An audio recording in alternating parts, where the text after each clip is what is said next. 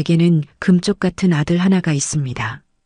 시장통 좌판에서 채소를 팔고 밤에는 남의 가게 설거지를 해가며 악착같이 키워낸 외아들입니다. 떡두꺼비 같던 아들이 어느새 자라 번듯한 회사에 들어가고 어여쁜 색시까지 얻어 가정을 꾸리니 제 고생도 이제 끝인가 싶었습니다. 남편 일찍 여의고 오직 아들 하나만 바라보며 살아온 세월이었습니다. 제 인생의 모든 계절은 아들을 중심으로 돌고 있었지요. 하지만 결혼한 아들은 더 이상 제 품 안의 아이가 아니었습니다. 명절이나 생신 때 얼굴 한번 보는 것이 연례 행사가 되었고 그마저도 며느리의 눈치를 살피는 아들의 모습에 헛헛한 마음이 드는 것은 어쩔 수가 없더군요. 그러던 어느 봄날 오후였습니다. 낡은 소파에 앉아 창밖으로 떨어지는 벚꽃잎을 무심히 바라보고 있었어요. 텔레비전에서는 요란한 소리가 흘러나왔지만 제 귀에는 아무것도 들리지 않았습니다. 그저 적막한 집안을 채우는 소음일 뿐이었죠. 그렇게 꾸벅꾸벅 졸고 있는데 정적을 깨고 전화벨이 요란하게 울렸습니다. 며느리였습니다. 평소 용건이 없으면 먼저 전화하는 법이 없는 아이였기에 저는 덜컥 심장이 내려앉았습니다. 혹시 아들에게 무슨 일이라도 생긴 건가 싶었죠. 예, 혜진이냐? 어머니, 저 혜진이에요. 좋은 오후 보내고 계세요? 목소리에 꿀이라도 발라놓은 듯 평소와는 다른 살가운 음성이 수화기 너머로 들려왔습니다. 저는 잠시 어리둥절했어요. 그냥 있었다. 무슨 일이냐? 별일 없지? 그럼요, 어머니. 별일은요. 다름이 아니고 어머니 생각나서 전화드렸죠.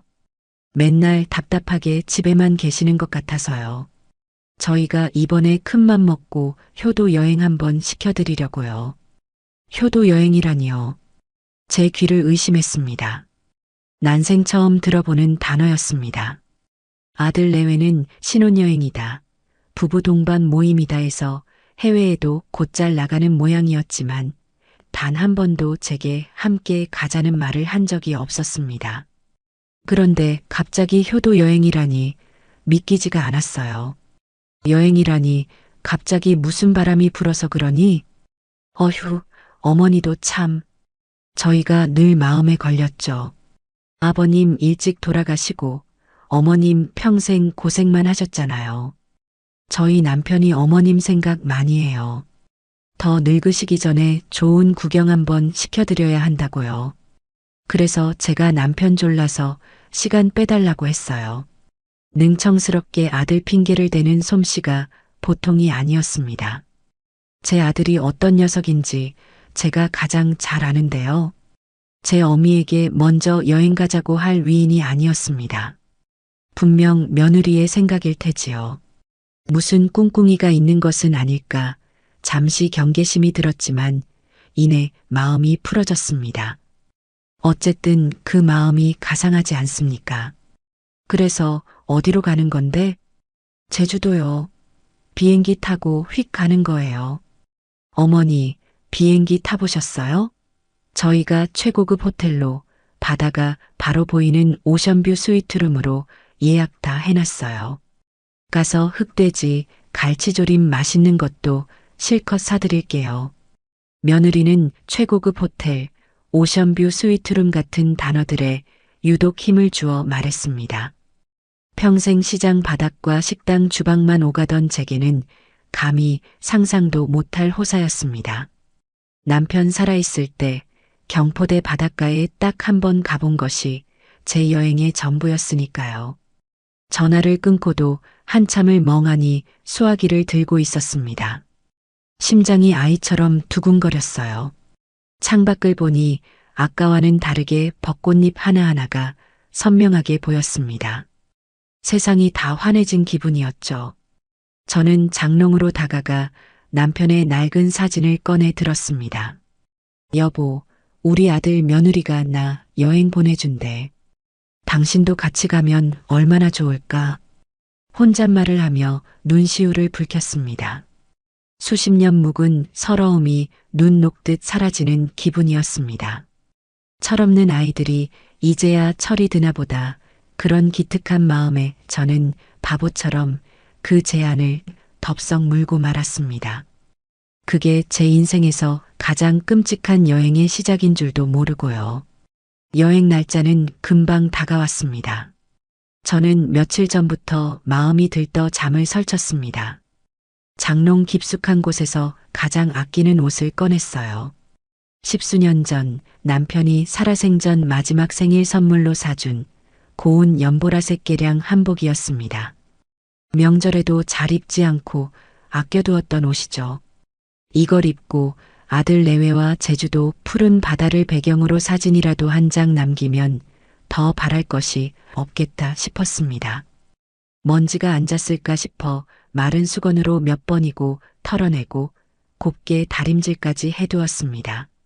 여행 이틀 전 짐 싸는 걸 도와주겠다며 며느리가 저희 집에 들렀습니다. 현관문을 열자마자 며느리는 제 옷차림을 위아래로 훑어보더군요. 그 시선이 마치 값비싼 골동품을 감정하는 듯, 그러나 그 끝에는 경멸의 빛이 서려 있어 어딘가 불편했습니다. 어머니, 안녕하세요. 근데 그 옷은 뭐예요? 설마 여행에 그거 입고 가시려는 건 아니죠? 왜? 이거 내가 제일 아끼는 옷인데. 곱지 않니? 내 시아버지가 사준 거야. 저는 자랑스럽게 옷고름을 매만지며 말했습니다. 그러자 며느리가 입을 가리고 웃음을 터뜨리더군요. 기분 나쁜 웃음소리였습니다. 푸, 어머니. 요즘 세상에 누가 그런 옷을 입어요? 완전 사극에서 튀어나온 사람 같아요. 촌스럽게. 사람들이 다 쳐다봐요. 저희 창피해서 같이 못 다녀요. 촌스럽다, 창피하다는 말이 비수처럼 날아와 제 가슴에 박혔습니다. 심장이 쿵 하고 바닥으로 떨어지는 것만 같았어요. 제 딴에는 가장 소중하고 고운 옷을 차려입은 것인데 며느리의 눈에는 그저 부끄러운 늙은이의 주책으로 보였던 겁니다. 그러냐?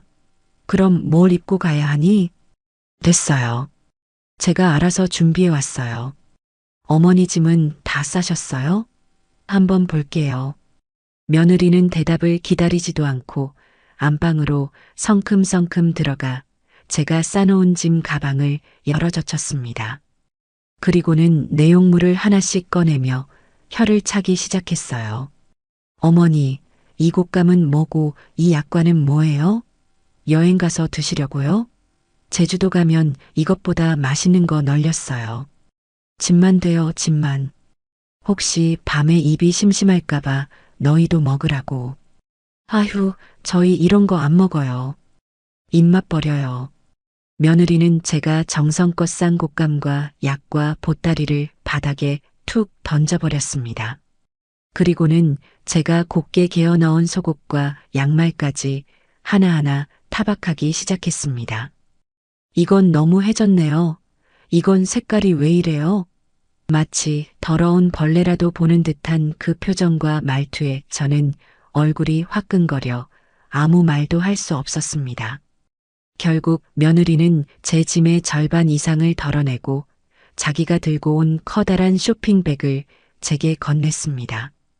그 안에는 등산복인지 운동복인지 모를 펑퍼짐하고 색깔도 칙칙한 옷 몇 벌이 들어 있었죠. 자, 이거 입으세요.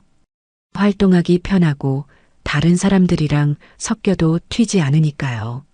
아셨죠? 마치 하녀에게 옷을 하사하는 듯한 말투였습니다.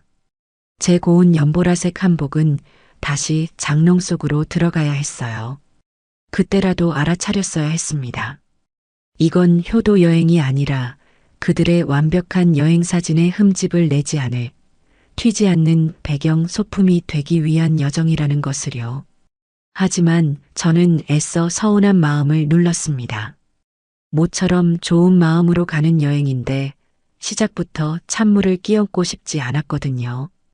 그저 제 생각이 너무 낡았나 보다, 요즘 젊은이들의 방식은 이런가 보다 하고 억지로 저 자신을 위로했습니다. 여행 당일 아들 내외는 번쩍이는 차를 몰고 저를 데리러 왔습니다.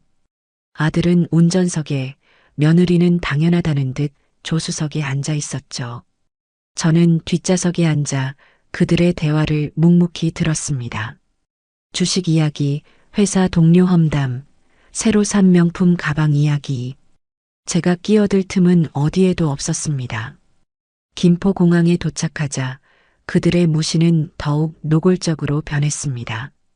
주차장에서부터 그들은 제게 무거운 짐을 맡기고 앞장서 걸어갔습니다. 어머니, 좀 빨리빨리 좀 걸으세요. 이러다 비행기 놓치겠네, 정말. 조금이라도 걸음이 늦어지면 어김없이 며느리의 날카로운 목소리가 날아왔습니다. 저는 숨이 턱까지 차올랐지만 짐이 될까 싶어 아프다는 말도 못하고 그들의 뒤를 종종 걸음으로 쫓아야 했어요. 수속을 밟는 과정은 그야말로 굴욕적이었습니다. 아들 내외는 이미 모바일 체크인을 마쳤다며 저를 수속 카운터 앞 긴 줄에 세워두고는 자기들끼리 휙 들어가 버렸습니다. 어머니는 여기서 표 받아서 들어오세요. 저희는 먼저 가서 커피 마시고 있을게요. 기계 사용법을 알리 없는 저는 한참을 줄을 서서 기다려야 했습니다. 제 차례가 되어 버벅거리고 있자니 뒤에 서 있던 젊은 사람들이 짜증을 내는 소리가 들렸죠.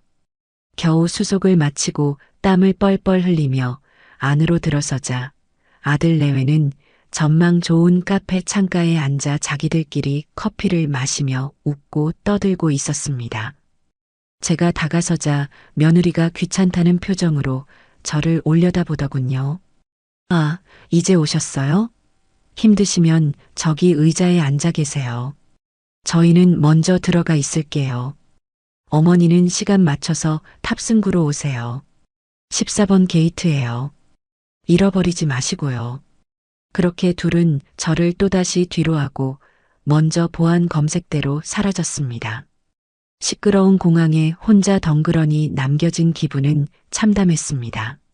낯선 사람들 틈에서 저는 완벽한 이방인이었죠. 드디어 비행기에 오를 시간이 되어 14번 게이트로 향했습니다. 길게 늘어선 줄의 맨 끝에 서서 제 표에 적힌 좌석 번호를 확인했습니다. 32B. 비행기에 올라 좌석을 찾아보니 좁디 좁은 한가운데에 끼인 최악의 자리였습니다. 창가도 복도 쪽도 아니었죠. 혹시나 싶어 앞쪽을 보니 아니나 다를까 아들 내외는 보란 듯이 딱 봐도 좋은 자리에 앉아 있었습니다. 이미 오렌지 주스까지 한 잔씩 들고요. 저와 눈이 마주친 며느리가 미안한 기색 하나 없이 활짝 웃으며 입모양으로 말하더군요. 어머니, 저희가 마일리지가 좀 애매하게 남아서요. 이해하시죠? 이해는 무슨 놈의 이해입니까? 그저 처음부터 저를 자기들과 같은 공간에 앉힐 생각이 없었던 겁니다. 그들의 편안함을 위해 제 불편함은 당연한 것이었습니다. 저는 꼼짝없이 낯선 사람들 사이에 끼어 무릎도 제대로 펴지 못한 채 2시간을 날아갔습니다. 창밖으로 보인다는 푸른 제주 바다도 제 눈에는 그저 잿빛으로 보일 뿐이었습니다. 비행기가 이륙하며 거대한 굉음을 낼 때 제 마음속에 남아있던 마지막 한 조각의 기대감마저 산산이 부서져 내렸습니다. 그때부터였습니다. 제 마음속에서 무언가 아주 차갑고 단단한 것이 굳어지기 시작한 것은요. 이것은 효도 여행이 아니라 제게 남은 마지막 존엄성마저 짓밟아버릴 형벌의 시작이라는 것을 저는 똑똑히 깨닫고 있었습니다. 제주공항에 내리자 후끈하고 비릿한 바람이 제 얼굴을 때렸습니다.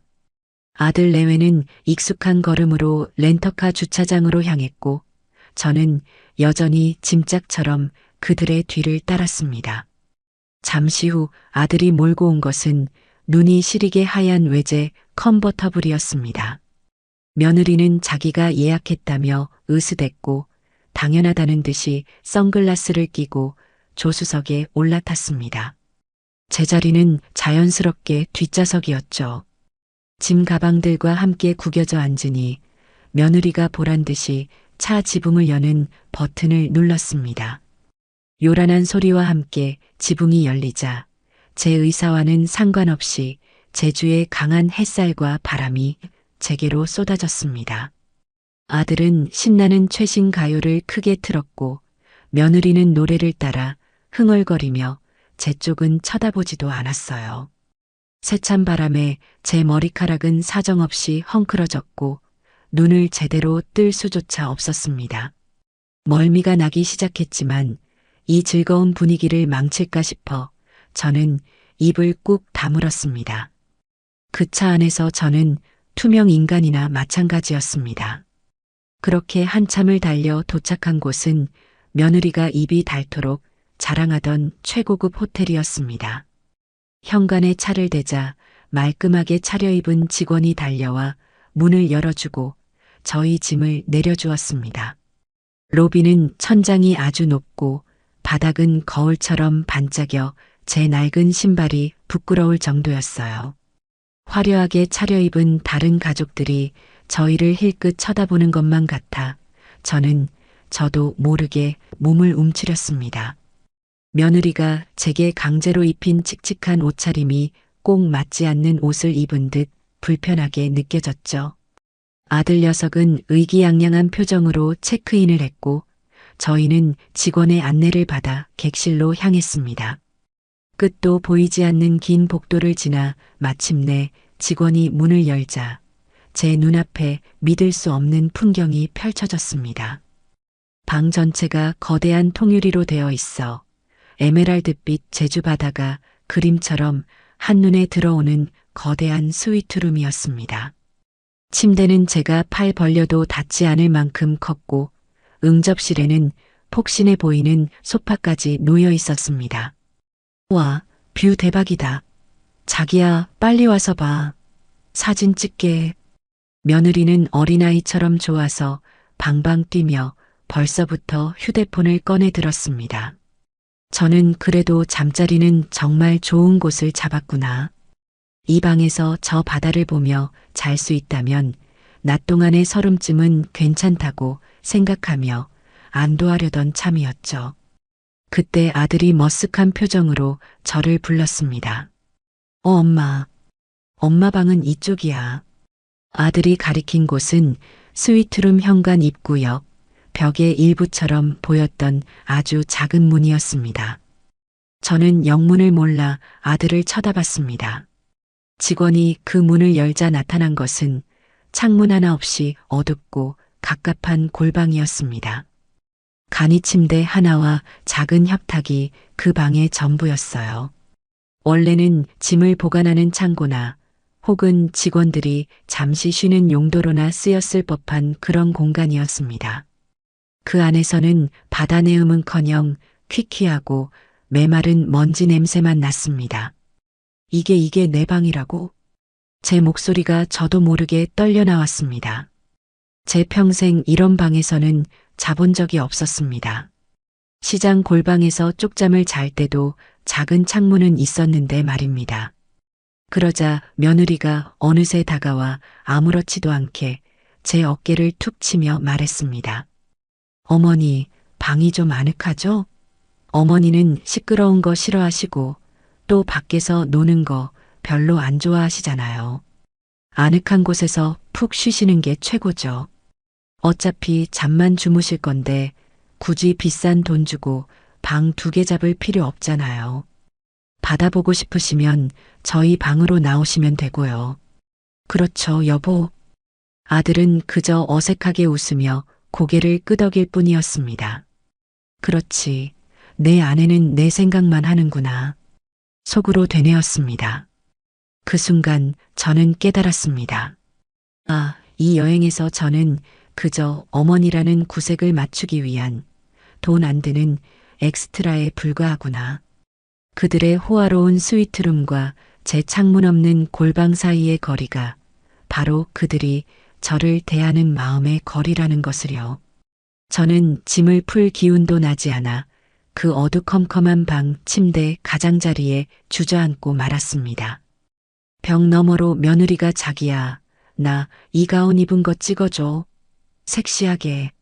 라며 까르르 웃는 소리가 비수처럼 들려왔습니다. 첫날 저녁 짐도 제대로 풀지 못한 저를 아들 내외는 재촉해서 밖으로 끌고 나갔습니다. 며느리는 인스타그램에서 가장 핫한 맛집이라며 차를 몰았고 식당에 도착하니 이미 젊은이들이 길게 줄을 서 있었습니다. 시끄러운 음악과 알아들을 수 없는 말들이 오가는 소란스러운 곳이었죠. 한참을 기다려 겨우 자리에 앉자마자 며느리는 제게 메뉴판을 건네줄 생각도 않고 휴대폰으로 무언가를 검색하더니 직원을 불렀습니다. 여기 시그니처 메뉴로 다 주세요. 아, 그리고 어울리는 와인도 한 병 추천해 주시고요. 잠시 후 나온 음식들은 제 평생 처음 보는 것들이었습니다. 멀건 거품이 올라간 수프, 손톱만 한 고기 조각 위에 정체 모를 풀떼기가 올라간 요리, 차가운 생선 조각이 소스에 겨우 잠겨 있는 음식까지 제 눈에는 그저 장난감처럼 보였습니다. 하지만 가격은 장난이 아니었죠. 곁눈질로 본 메뉴판에는 제 한 달 연금보다도 많은 돈이 찍혀 있었습니다. 제 피 같은 돈으로 키워낸 아들놈이 이제는 제 돈으로 이런 곳에서 이런 음식을 사 먹고 있었습니다. 어머니, 뭐 하세요? 안 드시고. 이거 요즘 애들은 없어서 못 먹는 거예요. 입맛이 너무 옛날이시면 이런 것도 좀 드셔보셔야 세상 돌아가는 걸 알죠. 자, 이거 한번 드셔보세요. 해삼 내장으로 만든 소스예요. 엄청 귀한 거라고요. 며느리는 자기가 시킨 음식이 대단한 효도라도 되는 양 으스대며 제 앞 접시에 억지로 음식을 덜어주었습니다. 저는 비위가 상해 도저히 먹을 수가 없었어요. 억지로 한술 떴다가 목구멍으로 넘기지 못하고 화장실로 달려가 구역질을 해야 했습니다. 제가 화장실에 간 사이 아들 내외는 자기들끼리 와인잔을 부딪히며 즐겁게 식사를 하고 있더군요. 제가 자리에 돌아와 앉자 며느리가 갑자기 휴대폰을 들이밀었습니다. 자, 어머니, 여기 보세요. 치즈. 영문도 모른 채 쳐다보자 찰칵 소리가 났습니다. 며느리는 사진이 마음에 안 들었는지 인상을 팍 썼습니다. 어머니, 표정 좀 밝게 하세요. 사진 찍는데 인상 쓰고 계시면 어떡해요. 남들이 보면 우리가 어머니 구박하는 줄 알겠네. 어머니 때문에 사진 다 망쳤잖아요. 자, 다시요. 활짝 웃으세요. 즐거운 척이라도 좀 해보세요. 저는 억지로 입꼬리를 올렸습니다. 제 속은 문드러지고 있는데 그들의 SNS에 박제될 행복한 가족 사진을 위해 웃어야만 했습니다. 그날 밤 저는 비싼 음식의 된통체에 소화제만 2알 털어넣고 창문 없는 골방에서 뜬 눈으로 밤을 새웠습니다. 벽 너머에서는 아들 내외의 만족스러운 웃음소리가 밤늦도록 끊이지 않았습니다. 다음 날부터는 본격적인 사진 노예 생활이 시작되었습니다. 아들 내외는 유채꽃밭, 해변 카페, 오설록 녹차밭, 동백 군락지 등 오로지 사진 찍기 좋다는 곳만 골라 다녔습니다. 그리고 그들의 손에는 늘 제게 건네줄 스마트폰이 들려 있었죠. 어머니, 저희 좀 찍어주세요. 길어 보이게 최대한 밑에서 위로요. 휴대폰을 땅에 붙일 기세로 찍으셔야죠. 아, 다시요. 지금 제 얼굴에 그림자 졌잖아요. 해가 저쪽에 있으니 어머니가 자리를 옮겨서 다시 찍어요. 이건 구도가 별로네. 어머니, 감각이 왜 그러세요? 이렇게 제가 시키는 대로 찍어보세요. 자, 동영상으로 찍으시되 저희가 걸어오면 천천히 줌아웃 해주세요. 할 수 있죠? 며느리는 마치 전문 사진작가에게 지시하듯 온갖 까다로운 주문을 쏟아냈습니다. 저는 늙고 뻣뻣한 몸을 쪼그려 앉았다 폈다 하며 그들의 인생 사진을 찍어주기 위해 애썼습니다. 제 무릎이 시큰거리고 허리가 끊어질 듯 아팠지만 그들은 아랑곳하지 않았습니다. 아들이라고 다르지 않았어요. 며느리가 잠시 자리를 비운 틈을 타 제가 힘들다고 말하자 아들은 귀찮다는 듯이 말했습니다. 엄마, 혜진이 말대로 좀 해줘. 원래 여행 오면 다 이렇게 사진 찍고 노는 거야. 우리 이거 인스타에 올려야 된단 말이야. 좋아요 많이 받아야 한다고. 그들은 서로를 마주보고 사랑스럽게 웃는 포즈, 남편이 아내를 번쩍 들어 올리는 포즈, 이마에 입을 맞추는 포즈 등 온갖 다정한 자세를 연출했습니다. 저는 그 행복한 그림을 찍는 기계가 되어 셔터만 눌러댔습니다.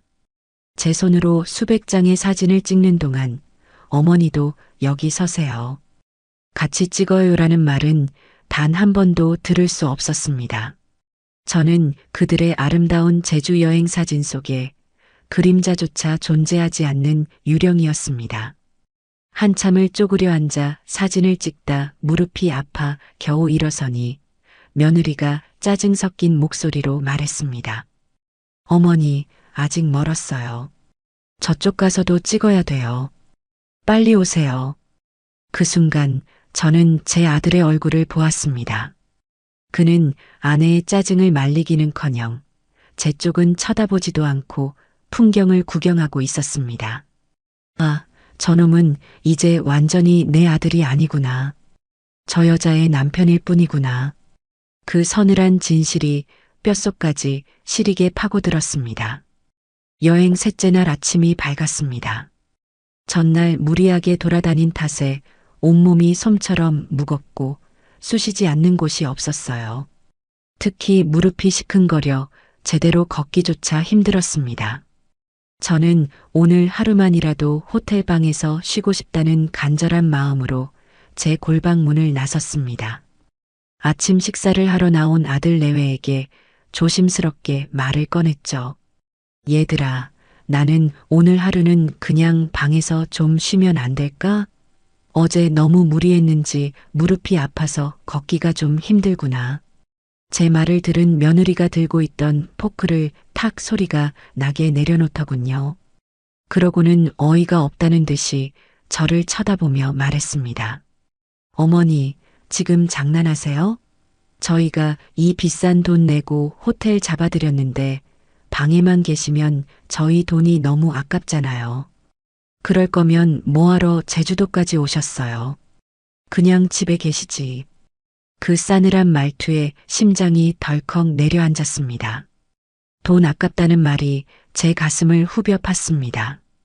제 존재가 그들에게는 돈이 아까운 짐이 되어버린 것이었죠.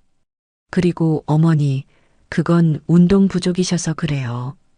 평소에 너무 안 움직이시니까 그렇죠. 이럴 때일수록 맑은 공기 마시면서 걸으셔야 건강해지는 거예요. 오늘 저희 한라산 갈 거거든요. 어머니도 같이 가셔야 해요. 한라산이라니요. 동네 뒷산도 오르기 벅찬 제게 한라산이라니 청천벽력 같은 소리였습니다. 저는 질색하며 손사래를 쳤습니다. 나는 못 간다. 너희끼리 다녀오너라. 나는 정말 여기서 기다릴게. 어머니, 며느리가 언성을 높였습니다. 그때까지 묵묵히 빵에 잼을 바르던 아들이 입을 열었습니다. 엄마, 혜진이 말이 맞아. 좋은데 왔는데 기분 좋게 다녀. 우리가 다 도와줄 테니 걱정 말고.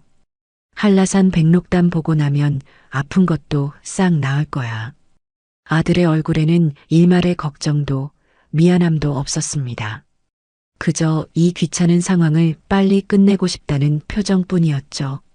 저는 더 이상 버틸 힘이 없었습니다.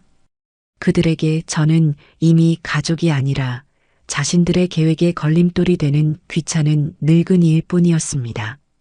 결국 저는 억지로 차에 실려 한라산으로 향했습니다.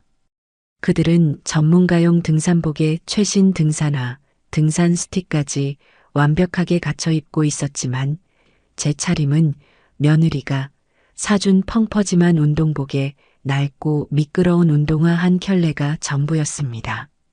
한라산 입구에 도착하자마자 저는 숨이 턱까지 차올랐습니다.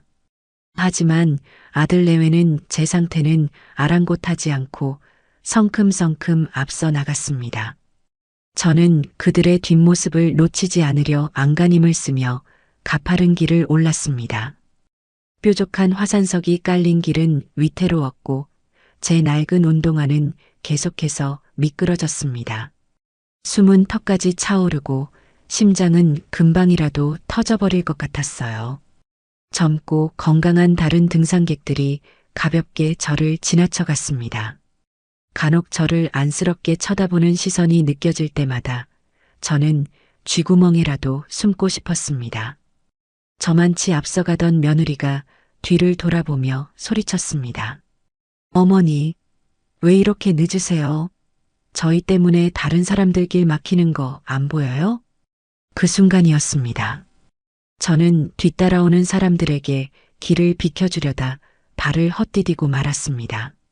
발목에서 우두둑하는 끔찍한 소리가 들렸고 저는 비명과 함께 바닥에 주저앉았습니다.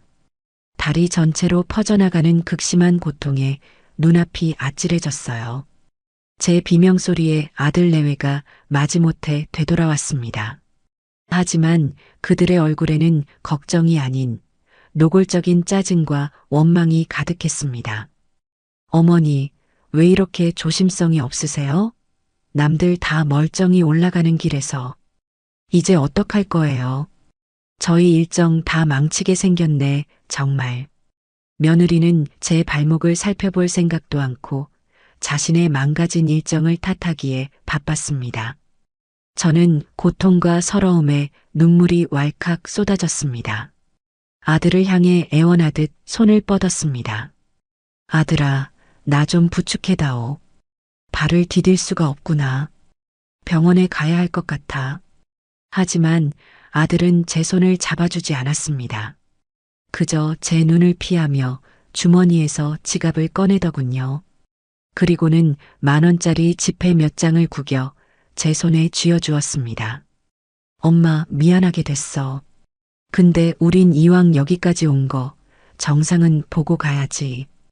이걸로 어떻게든 택시 불러서 내려가. 병원은 내려가서 가보고. 우린 저녁에 호텔에서 볼게. 그 말이 제 심장을 칼로 도려내는 것 같았습니다. 제 평생을 바쳐 키운 아들이 고통 속에 쓰러진 어미에게 돈 몇 푼을 쥐어주며 자기들의 유흥을 계속하겠다고 말하고 있었습니다.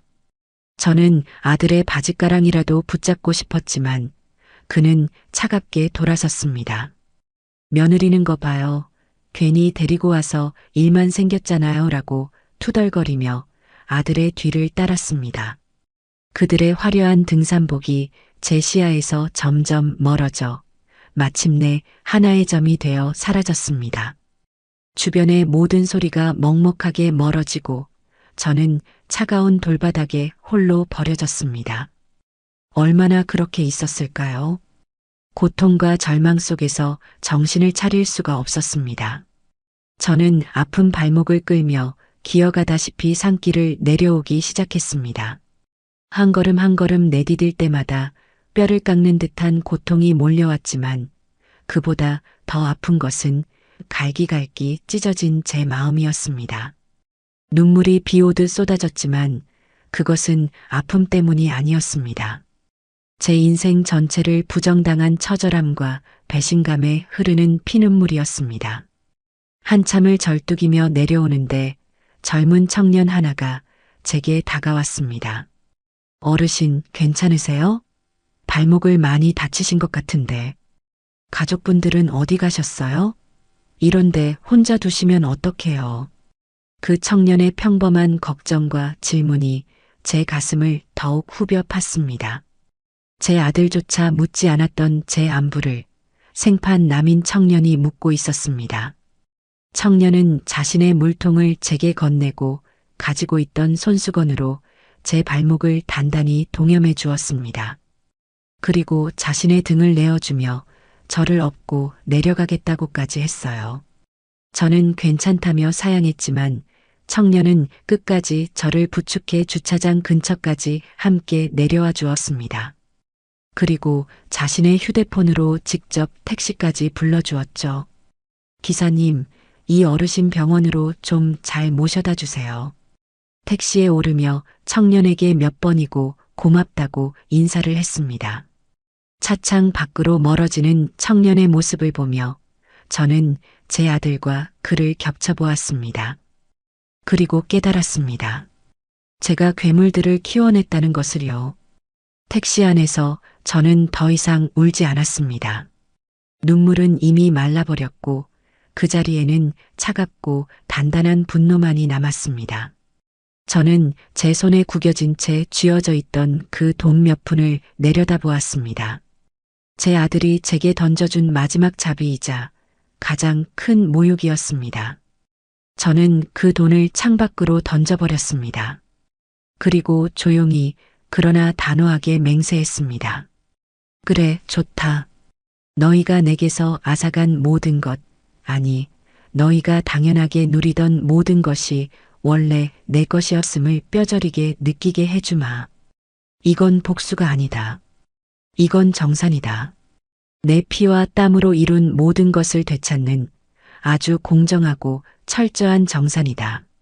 제주도에서의 남은 일정은 지옥 그 자체였습니다. 저는 택시를 타고 근처의 작은 병원 응급실로 가 깁스를 했습니다. 의사는 인대가 심하게 늘어나고 실금이 갔다며 당분간 절대 안정을 취해야 한다고 신신당부를 했지요.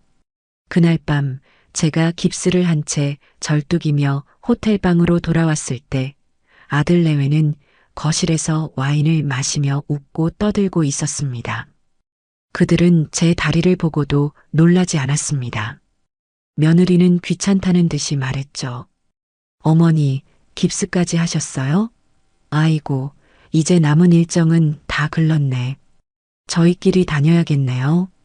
그들은 제 저녁으로 편의점에서 사온 죽 하나를 툭 던져주고는 다음날 자기들끼리 요트 투어니 승마 체험이니 하는 것들을 즐기러 나갔습니다. 저는 창문 없는 골방에 갇혀 그들이 문틈으로 넣어주는 차가운 음식을 받아 먹으며 남은 이틀을 보냈습니다.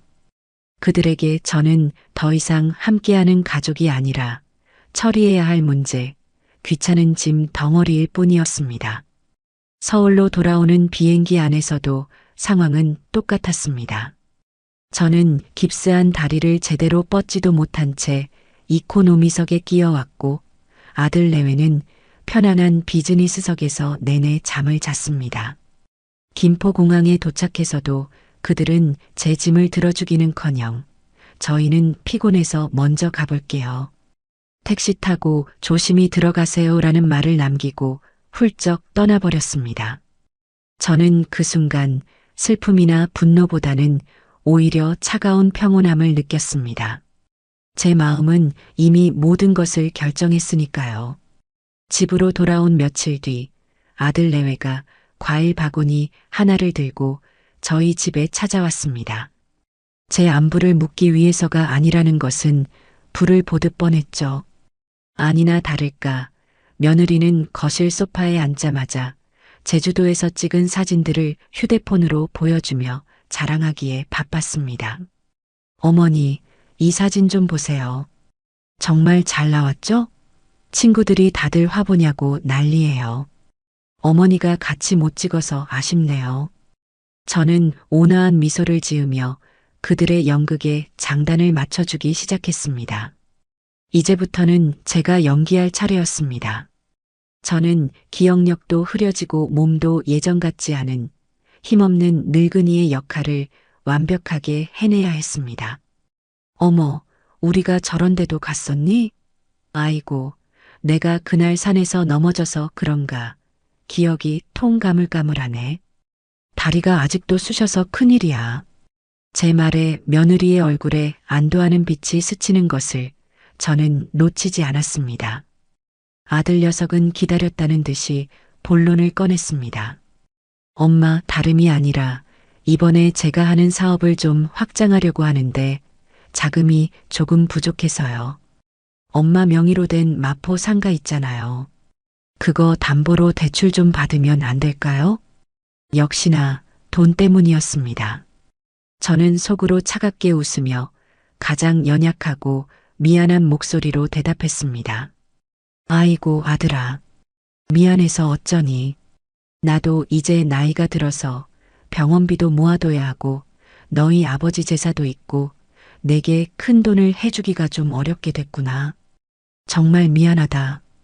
제 거절에 아들 내외의 표정이 순간 굳어졌지만 이내 그들은 저를 더 이상 조를 가치도 없는 노인으로 판단한 듯 보였습니다. 그들은 그럼 별 수 없죠라며 대수롭지 않게 일어섰고 저는 그들의 뒷모습을 보며 조용히 미소 지었습니다. 그래, 그렇게 방심하거라. 너희의 그 오만함이 너희의 발목을 잡게 될 것이다. 그들이 돌아가자마자 제 집은 전쟁을 준비하는 사령부로 변했습니다.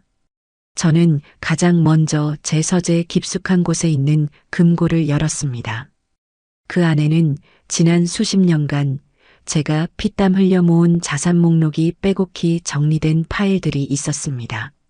시장 좌판에서 시작했지만 저는 돈의 흐름을 읽는 데는 재능이 있었습니다. 푼돈을 아껴 종잣돈을 만들었고 그 돈으로 부동산과 주식에 투자해 상당한 자산을 이루었죠. 아들 내외가 자신들의 것이라 착각하는 강남의 아파트, 아들이 사업 자금으로 쓰고 있는 마포의 상가, 제가 용돈처럼 쥐어주는 돈에 출처인 수많은 금융자산들, 그 모든 것이 오롯이 제 이름으로 제 통제 하에 있었습니다. 저는 수화기를 들어 제 자산 관리를 30년간 맡아온 최 변호사에게 전화를 걸었습니다. 그는 제 남편의 오랜 친구이기도 했습니다.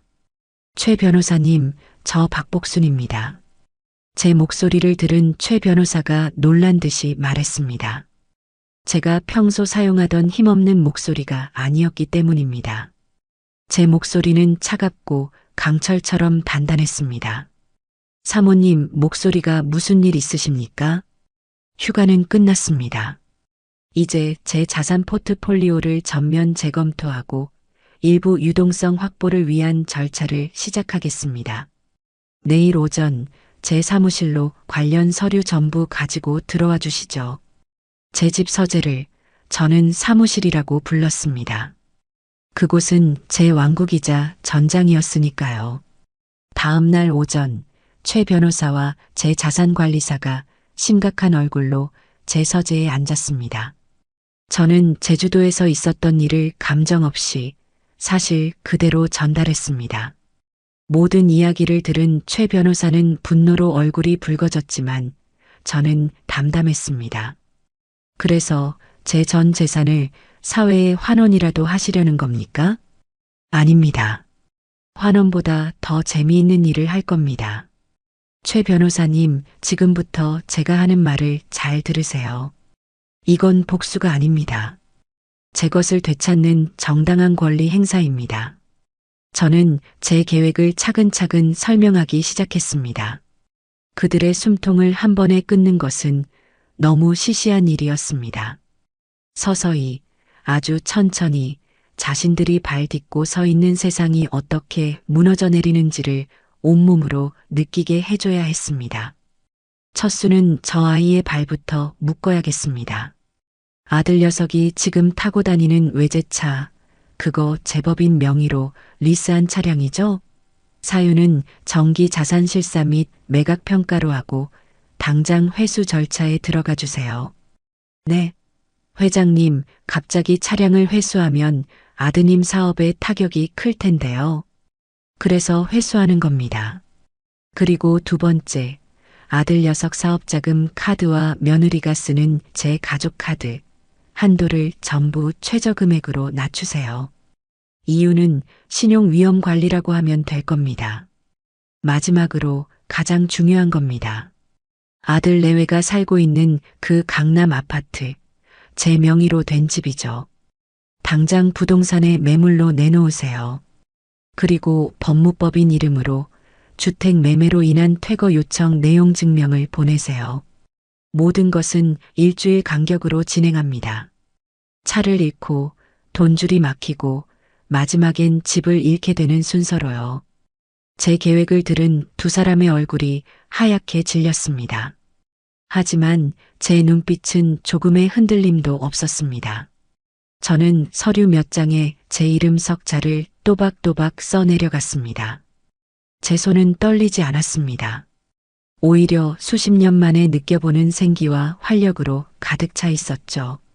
창밖으로 보이는 서울의 풍경을 바라보며 저는 조용히 응조렸습니다. 이제 막이 올랐을 뿐이다. 저는 그 후 며칠간 아무 일도 하지 않았습니다. 그저 평소처럼 아침에 일어나 가벼운 운동을 하고 텔레비전 앞에 앉아 꾸벅꾸벅 조는 기력 없는 늙은이의 일상을 연기했습니다. 하지만 제 머릿속은 그 어느 때보다도 명민하게 돌아가고 있었습니다. 최 변호사와는 매일 아침 저녁으로 통화하며 상황을 보고받았고 제 자산관리사와는 앞으로의 자금 흐름에 대해 논의했습니다. 제국을 되찾으려는 여왕처럼 저는 제 왕국을 구성하는 모든 요소를 점검하고 재정비하고 있었습니다. 계획을 실행에 옮긴 것은 맑게 갠 화요일 오전이었습니다. 제가 아들 내외의 생활 패턴을 분석한 결과 화요일 오전에 정환이는 가장 중요한 주간 회의를 주재하고 그 회의에 참석하기 위해 평소보다 더 위풍당당하게 집을 나선다는 것을 알고 있었죠. 그 아이에게 회의장으로 향하는 길은 자신의 성공을 과시하는 런웨이와도 같았을 겁니다. 아마 그날 아침도 그랬을 겁니다. 정한이는 이탈리아제 최고급 양복을 차려입고 머리에는 기름을 듬뿍 발라 한껏 멋을 낸 채 아파트 지하 주차장으로 향했겠죠. 하지만 그가 도착했을 때 그의 지정 주차 공간은 흉물스럽게 텅 비어 있었습니다. 그는 순간 머리가 하얘졌을 겁니다. 자신의 성공과 자존심의 상징인 그 차가 사라졌다는 사실을 받아들이기 힘들었겠죠. 그는 차를 도난당했다고 생각하고 창백하게 질려 주차장을 몇 바퀴나 돌며 소리쳤을 겁니다. 관리사무소에 쫓아가 CCTV를 확인해달라고 윽박지르고 경찰에 도난 신고까지 하며 한바탕 소동을 피웠을 테지요.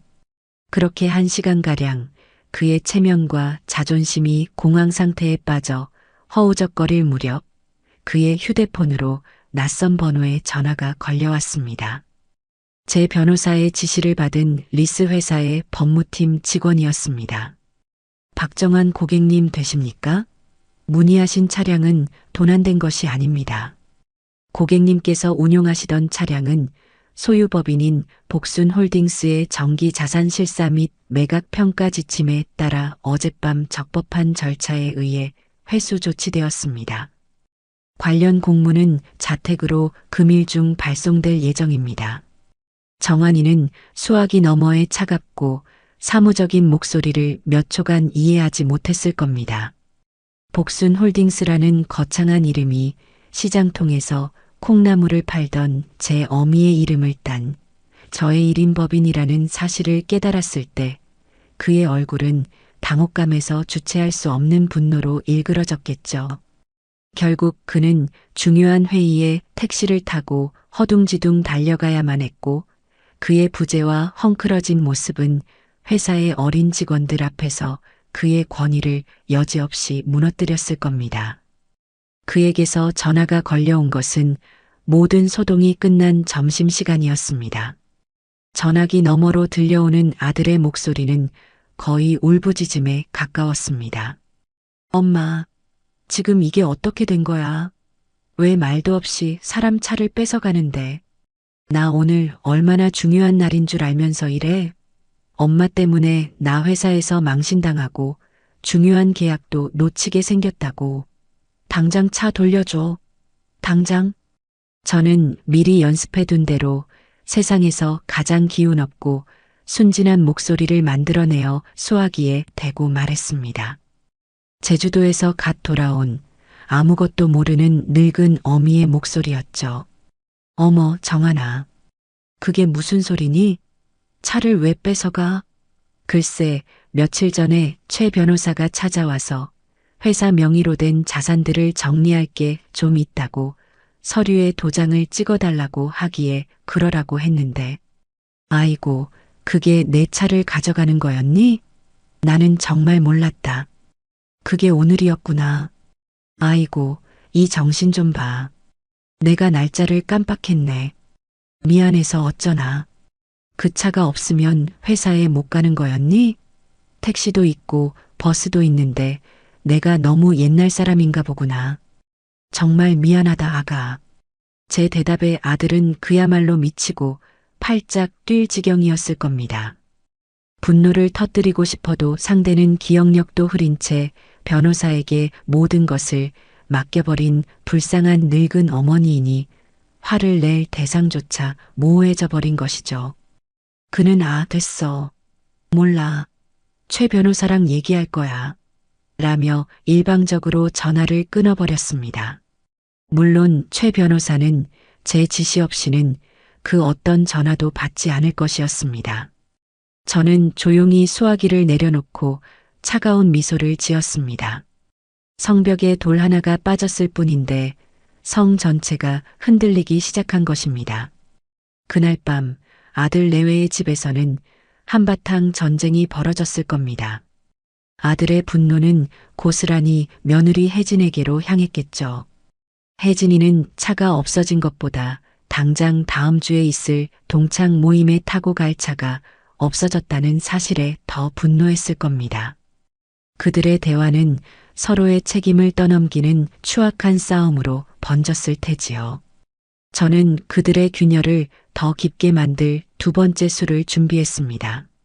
두 번째 수는 정확히 일주일 뒤 혜진이의 허영심을 직접 겨냥했습니다.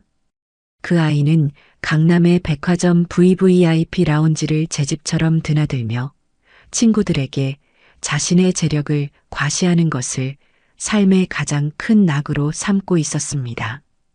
그 아이의 손에 들린 한도 없는 제 가족 카드는 그녀의 신분을 증명하는 훈장과도 같았죠.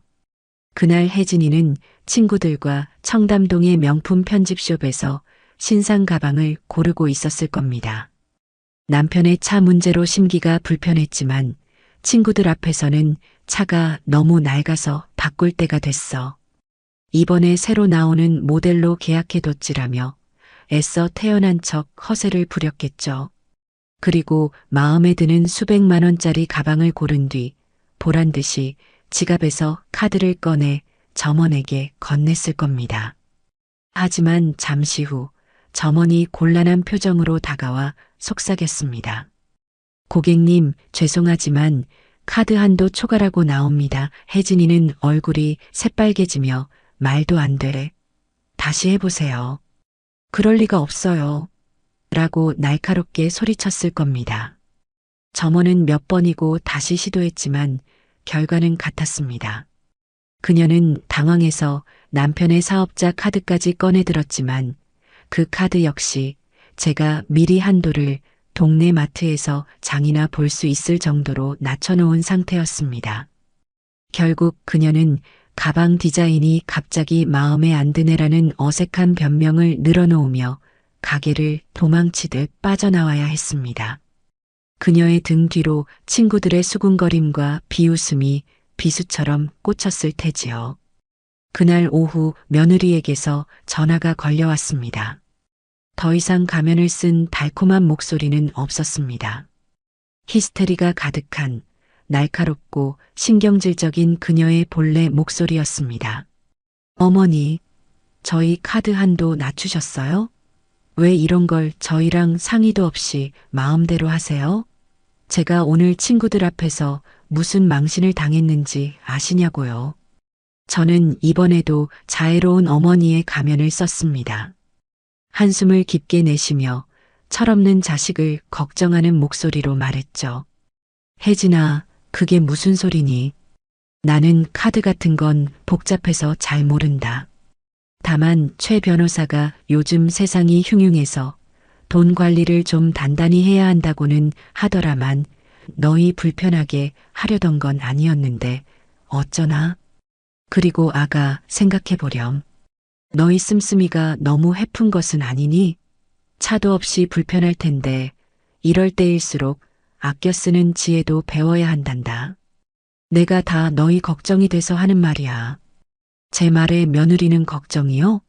지금 저희더러 가르치시는 거예요? 라며 악을 쓰다 제풀에 전화를 끊었습니다. 그들은 이제 짙은 안개 속에 갇힌 기분일 겁니다. 자신들에게 닥쳐오는 불행이 단순한 사고인지 아니면 어머니의 치밀한 계획인지 확신할 수 없어 미쳐버릴 지경이겠죠. 그리고 마침내 그들의 숨통을 조일 마지막 세 번째 수가 실행되었습니다. 그로부터 또 일주일 뒤 저는 그들의 안식처 자체를 겨냥했습니다. 아들 내외가 우리 집이라고 굳게 믿고 있던 강남의 고급 아파트. 그 집의 등기부등본에 찍힌 이름은 오롯이 박복순 제 이름 석자였습니다. 그날 저녁 차와 돈 문제로 며칠째 서로를 핥히던 아들 내외가 지친 몸을 이끌고 집으로 돌아왔을 때 그들을 맞이한 것은 우편함에 꽂힌 두툼한 등기우편물이었습니다. 대한민국 최고의 로펌 이름과 직인이 선명하게 찍힌 그 존재만으로도 사람을 압도하는 서류 봉투였죠. 그들은 불길한 예감에 떨리는 손으로 봉투를 뜯었을 겁니다. 그리고 그 안의 내용을 확인하는 순간 그들의 세상은 그야말로 무너져 내렸을 겁니다. 부동산 매매 계약에 따른 명도 요청의 건, 소유주 박복순님의 요청에 따라 상기 주소지의 부동산이 매매 계약 체결 예정에 있음을 알려드립니다. 관련 법규에 의거하여 현 점유자께서는 해당 부동산을 원상 복구하여 명도하여 주시기 바랍니다. 기한 내에 명도가 이루어지지 않을 시 귀하를 상대로 명도 소송을 제기하는 등 즉각적인 법적 절차가 진행됨을 엄중히 고지합니다. 그것은 단순한 편지가 아니었습니다. 그들의 삶과 지위, 미래를 송두리째 부정하는 사형선 고문과도 같았죠. 그들은 서류를 들고 그 길로 제 집으로 달려왔습니다. 밤 10시가 넘은 시간이었습니다. 제 집 현관문을 부서져라 두드리는 소리는 다급함을 넘어 광기에 가까웠습니다. 제가 일부러 더 느리게 잠옷바람으로 문을 열자 아들 녀석이 다짜고짜 제 얼굴에 서류를 들이밀며 짐승처럼 포효했습니다. 엄마, 이게 진짜야? 이게 진짜냐고. 우리더러 길바닥에 나앉으라는 소리야? 대답해. 며느리는 옆에서 거의 실신 직전인 얼굴로 머리를 쥐어뜯으며 울부짖고 있었습니다. 어머니, 저희한테 어떻게 이러실 수 있어요? 이 집 정한 씨랑 결혼할 때 저희 살라고 주신 거 아니었나요? 저희더러 나가서 죽으라는 말씀이세요? 저는 그들의 광기 어린 모습을 가만히 지켜보았습니다. 한참 동안 그들이 지쳐 헐떡일 때까지 기다렸습니다. 그리고 제주도 골방에서 한라산의 차가운 돌바닥 위에서 피눈물을 삼키며 맹세했던 제 자신을 떠올렸습니다. 더 이상 연기는 필요 없었습니다. 저는 제 안에 힘없고 순진한 늙은 어미의 가면을 벗어던지고 제국의 주인이자 심판관인 본래의 제 모습으로 돌아왔습니다. 제 목소리는 낮고 차가웠지만 그 어떤 고함보다도 위압적으로 그들의 심장을 꿰뚫었습니다. 시끄럽구나. 밤늦게 이웃들 다 깨우겠다. 들어와서 얘기해라. 제 차갑고 권위적인 목소리에 두 사람은 순간 얼어붙었습니다. 늘 자신들의 감정을 받아주고 어쩔 줄 몰라 하던 약한 어머니의 모습이 아니었기 때문입니다. 그들은 저를 따라 거실로 들어왔고 저는 소파에 깊숙이 앉아 그들을 내려다보았습니다.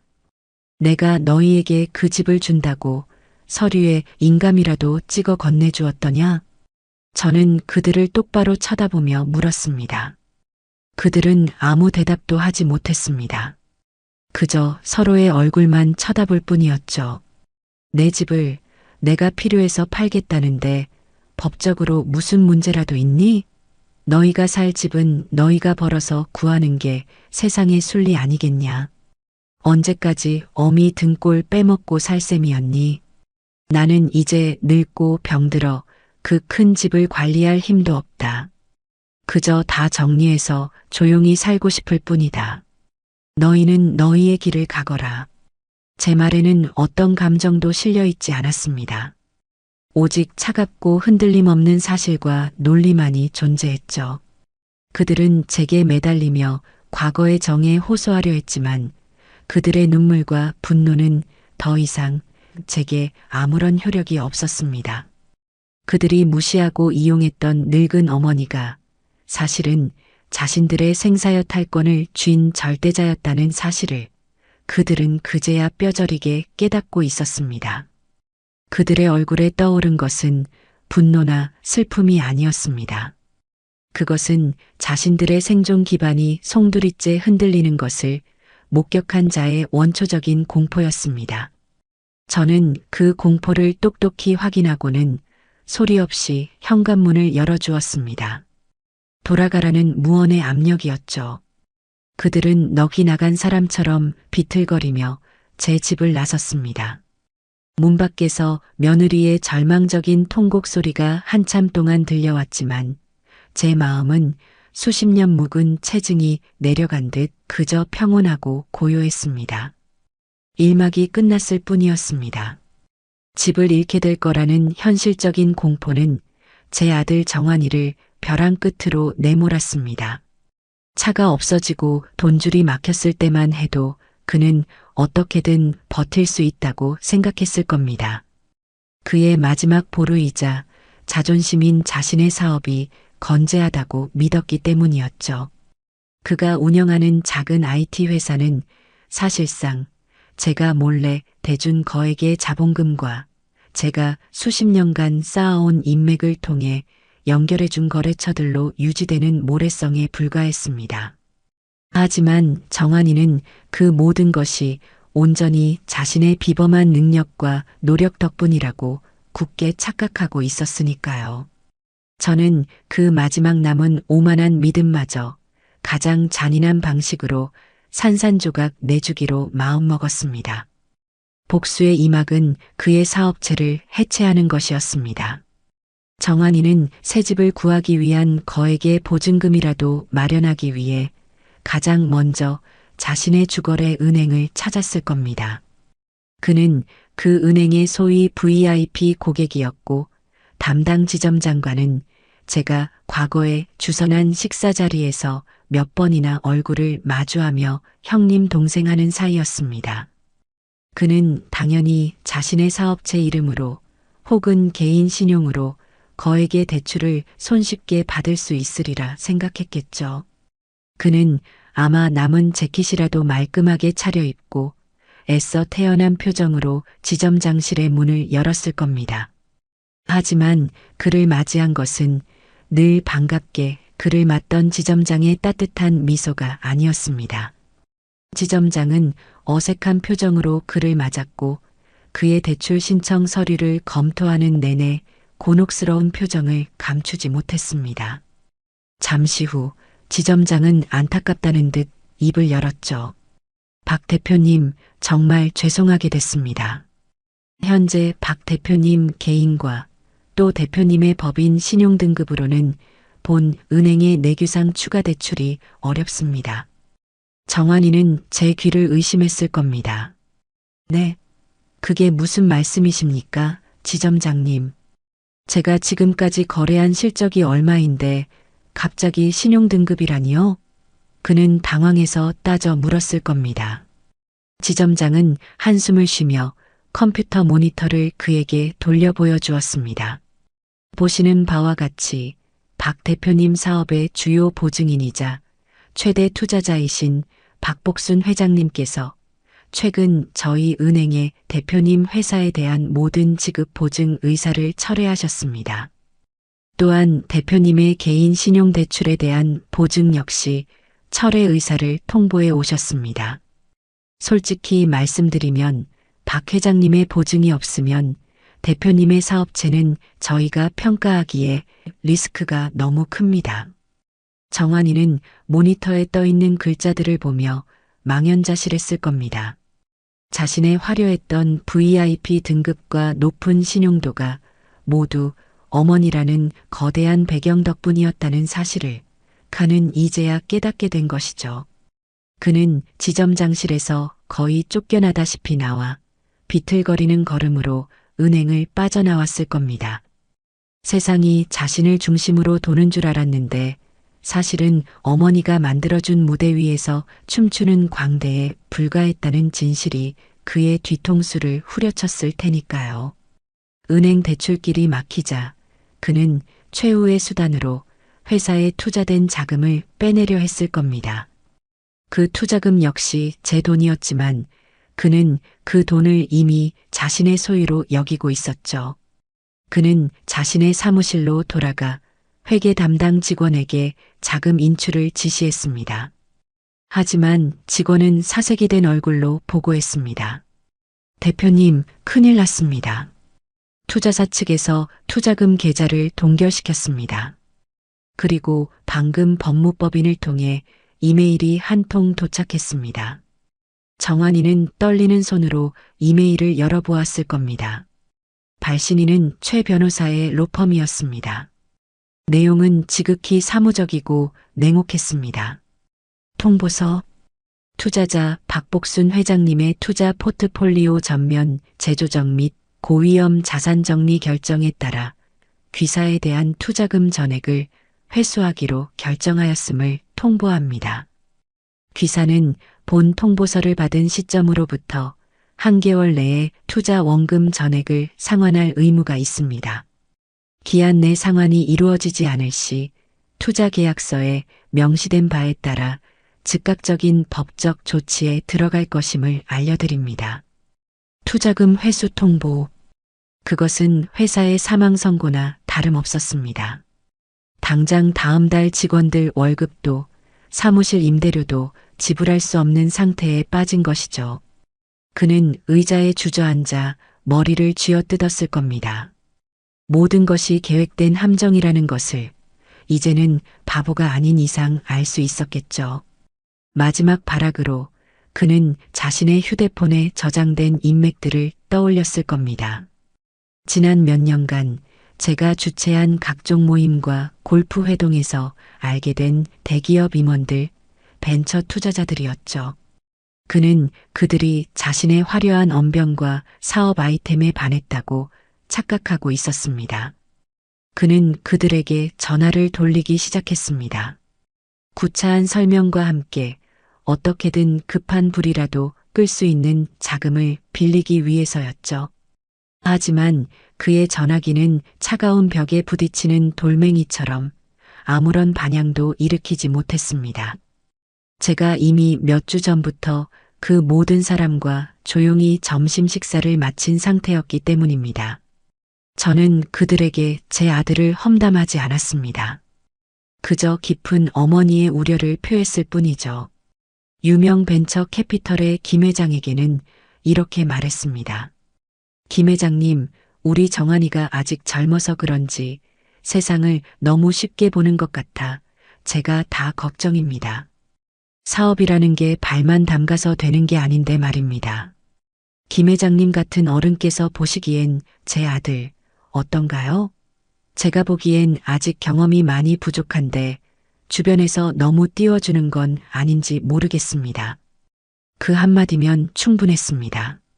아들의 가장 큰 재정적 후원자인 제가 아들의 능력에 대해 우려를 표하는 순간 그들은 아들에게서 손을 뗄 명분을 얻게 되는 것이죠. 그들은 정환이에게 한결같이 정중하지만 단호한 거절의 말을 전했습니다. 박 대표, 정말 미안하네.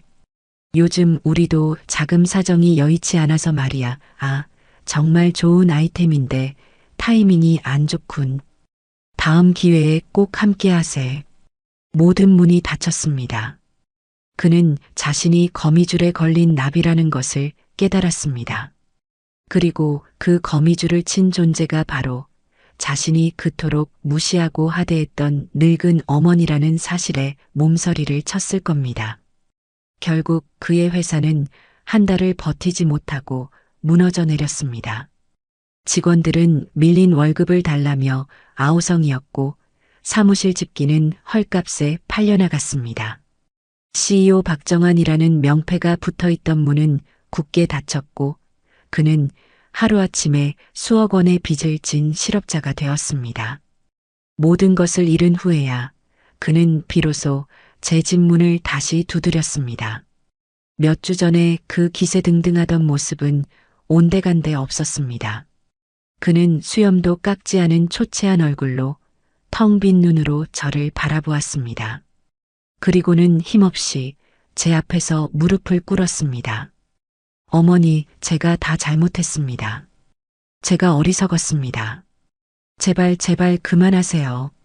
어머니, 저 좀 살려주세요. 제가 평생 속죄하며 살겠습니다.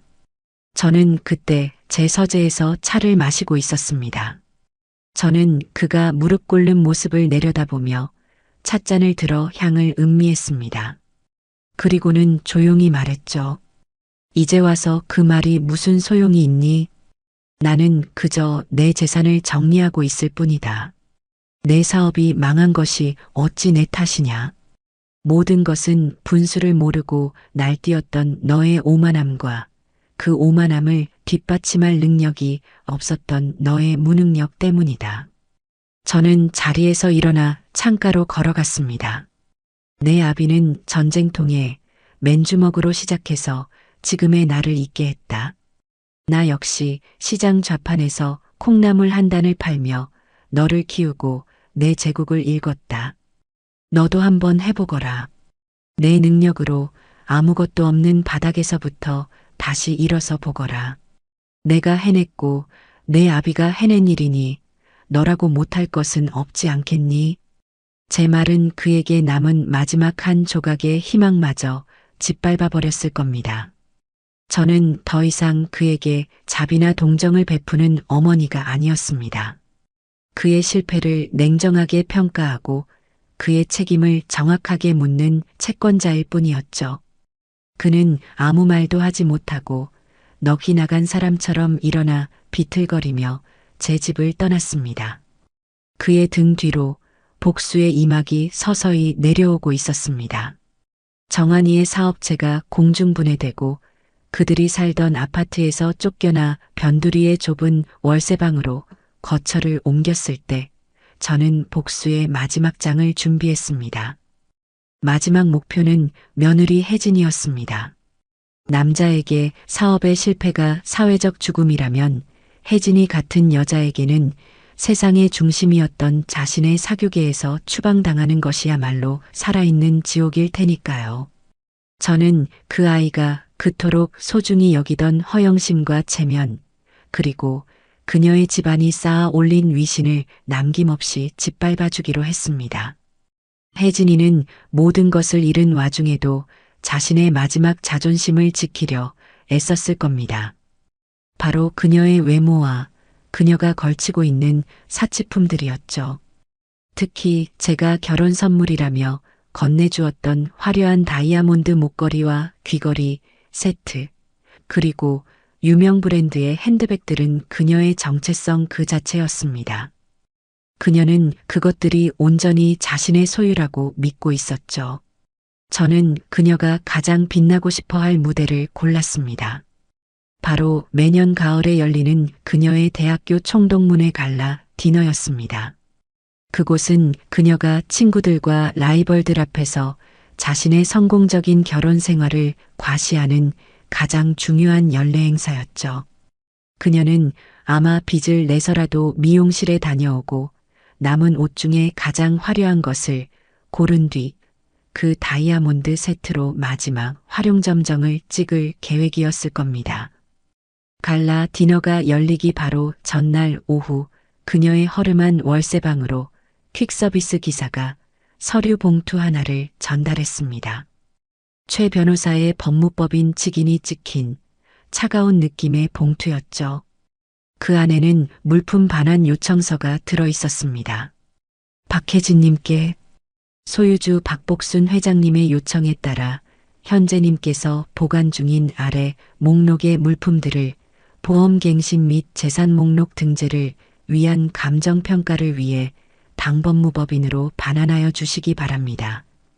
기한 내 반환이 이루어지지 않을 시 횡령죄로 형사 고발 조치가 이루어질 수 있음을 알려드립니다. 그리고 그 아래에는 다이아몬드 목걸이와 귀걸이, 핸드백 몇 점의 모델명이 정확하게 기재되어 있었습니다. 혜진이는 그 종이를 보고 피가 거꾸로 솟는 기분이었을 겁니다. 협박이자 명백한 통보였죠. 반환하지 않으면 범죄자가 되는 것이었습니다. 그녀는 제게 전화를 걸어 울고불고 매달렸지만 저는 전화를 받지 않았습니다. 결국 그녀는 다음날 오전에 떨리는 손으로 자신의 분신과도 같았던 보석들을 싸들고 최 변호사의 사무실에 직접 찾아가 반납할 수밖에 없었습니다. 그날 저녁 갈라 디너에 나타난 혜진이의 모습은 초라하기 짝이 없었습니다. 유행이 지난 낡은 드레스에 변변한 장신구 하나 걸치지 못한 모습이었죠. 그녀를 발견한 라이벌들과 친구들이 하이에나처럼 그녀에게 몰려들었습니다. 어머, 혜진아. 웬일이야? 오늘따라 왜 이렇게 수수해? 그 유명한 다이아 목걸이는 어디 두고 왔어? 오늘을 위해 아껴둔 줄 알았는데. 혜진이는 얼굴이 불그락푸르락해져서 그건 그냥 오늘은 좀 다른 스타일로 해보고 싶어서라며 얼버무렸습니다. 바로 그때 그녀의 가장 친한 친구라고 믿었던 여자가 사람들 들으라는 듯 큰 소리로 말했습니다. 얘들아, 너희 그거 들었어? 혜진이 그 목걸이 원래 시어머니 거였다며? 그것도 그냥 잠깐 빌려준 거래. 이번에 시어머니가 도로 가져가셨다던데 진짜야, 혜진아? 그 말은 확인 사살과도 같았습니다. 그 자리에 있던 모든 사람의 시선이 그녀에게로 쏠렸습니다. 동정과 비웃음이 섞인 그 시선들 속에서 혜진이의 마지막 자존심은 산산조각이 났습니다. 그녀의 모든 것이 가짜였다는 사실이 만천하에 공개된 것이었죠. 저는 그 소문이 자연스럽게 퍼져나가도록 이미 며칠 전부터 제 오렌지인 몇몇에게 며느리에게 빌려줬던 보석을 되찾았다는 이야기를 흘려두었던 참이었습니다. 하지만 저의 진짜 복수는 아직 남아 있었습니다. 혜진이를 무너뜨리는 것만으로는 부족했습니다. 그녀의 뿌리이자 그녀의 허영심을 키워낸 그녀의 집안 전체를 끌어내려야 했습니다. 그 무대는 2주 뒤에 열린 혜진이 아버지의 칠순 잔치였습니다. 사위의 사업 실패와 딸의 몰락으로 가문의 체면이 말이 아니게 된 혜진이의 부모는 이번 칠순 잔치를 통해 건재함을 과시하려 애썼을 겁니다. 강남의 최고급 호텔 연회장을 빌려 수많은 하객을 초대했죠. 정한이와 혜진이도 억지로 웃는 얼굴을 한 채 부모님 옆에서 손님들을 맡고 있었습니다. 잔치가 한창 무르익을 무렵 제가 예고 없이 연회장의 모습을 드러냈습니다. 저는 가장 값비싸고 우아한 검은색 정장을 차려입고 제 자산관리사와 최 변호사를 양옆에 대동한 채였습니다. 제 등장에 장내가 순간 조용해졌습니다. 모든 시선이 제게로 쏠렸죠. 혜진이와 그녀의 부모는 사색이 된 얼굴로 저를 바라보았습니다. 저는 천천히 단상으로 걸어 올라가 마이크를 잡았습니다. 사돈어른, 칠순을 진심으로 축하드립니다.